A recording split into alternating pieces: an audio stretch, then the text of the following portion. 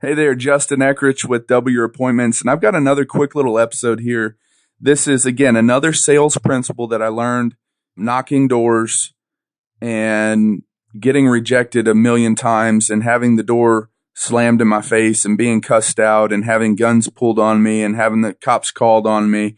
You know, when you knock 100 doors a day for 6 years straight, you learn what works and what doesn't. So you get pretty good at avoiding those things that cause pain. And one thing that really caused a lot of pain as a salesman for me was if I found myself in a situation where I was desperate and I needed the sale and I needed that money, you can feel that energy and so can the customer. And what happens is you become a little bit more pushy or you become a little bit more desperate, and you can hear it in your voice and you can feel it in the way that you communicate and interact with that customer. And it always pushes them away. And so instead of getting the sale, you always end up losing the sale. And so one thing that I learned as a professional salesman was the concept or the principle of being indifferent. And in most situations, being indifferent can be fatal. Obviously as a parent, you can't be indifferent. As a husband or wife, you can't be indifferent.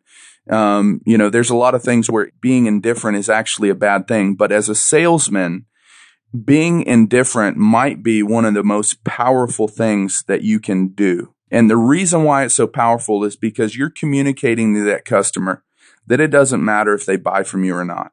Okay. And when you have that kind of attitude and that kind of energy, it makes people want to buy from you.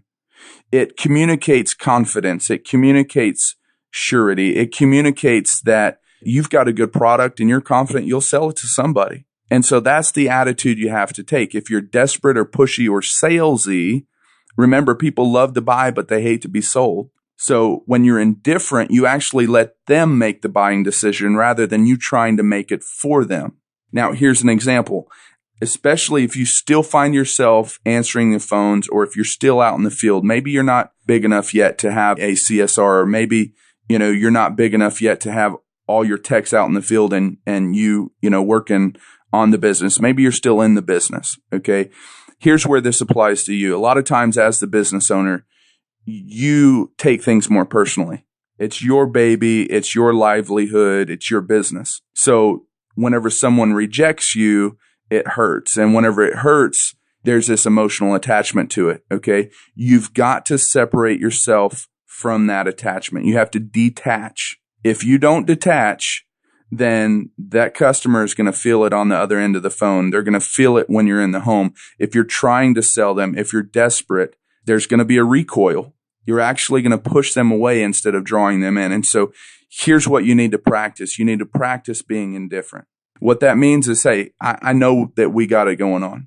Okay. I know that I'm going to make this sale. I know that we're good at what we do. I know that there's another customer that's going to come along and say yes.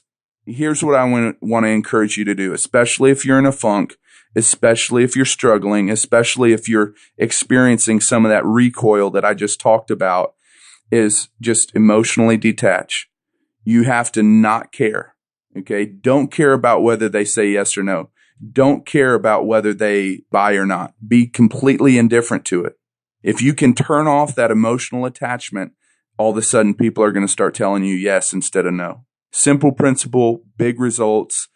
Stay tuned. I've got a lot more episodes where this came from. Talk to you soon. Bye.